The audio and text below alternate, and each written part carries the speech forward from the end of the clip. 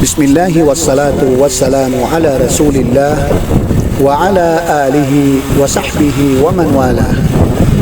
Ilan sa mga batas ng Islam tungkol sa Eid. Ang ibig sabihin ng Eid ay mahalagang araw na ito ay pabalik-balik bawat taon. Alam natin na mayroong mga kapistahan na ginagawa ng ibang tao na ito ay walang batayan kundi mula lamang sa mga imbento at sa sariling kagustuhan bilang kasiyahan. At minsan ay iniugnay pa ito sa relihiyon na kanilang pinaniniwalaan. Hindi natin hangad sa pagbanggit sa bagay na ito na kutyain, alipustahin o di kaya ay insultuhin ang paniniwala ng ibang tao sapagkat ito ay mahigpit na ipinagbabawal ng Islam.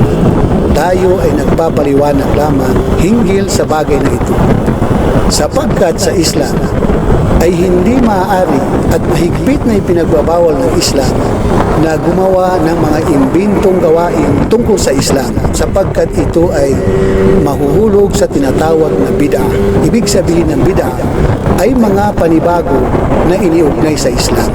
Ito ay mahigpit na ipinagbabawal ng Islam. Sapagkat sa Islam ay meron lamang dalawang mahahalagang araw na ito yung Eidul Fitr at saka Eidul Adha. Ang Eidul Fitr, ito yung araw ng pagtigil sa pag-ayuno sa buwan ng Ramadan. Ito yung araw ng pagtatapos ng pag-ayuno sa buwan ng Ramadan. At ito rin yung araw na ipinagdiriwang ng mga Muslim sa buong mundo.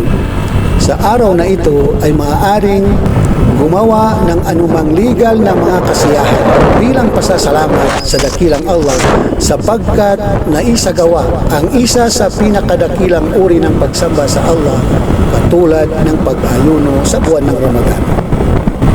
Pangalawa, Eidul Adha. Ito naman ay kasampung araw sa buwan ng Dhul-Hijjah.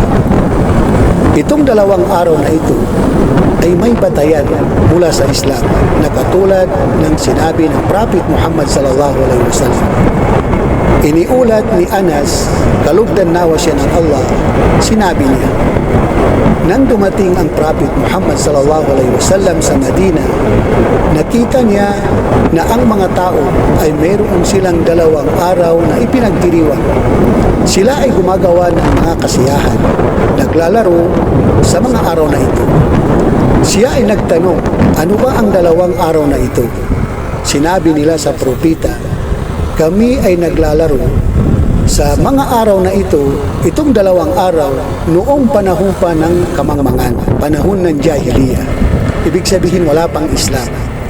Sinabi sa kanila ng Prophet Muhammad sallallahu alaihi wasallam, Inna Allaha qad abdalakum bihima khayran minhuma yawmul adha wa yawmul fitr.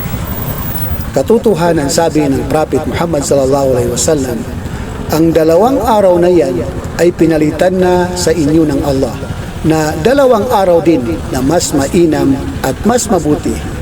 Ito ay katulad ng Eidul Fitr at saka Eidul Adha. Kaya ito yung dalawang araw na ipinahintulot ng Islam na ipagdiriwang ng mga Muslim. Wassalamualaikum warahmatullahi wabarakatuh.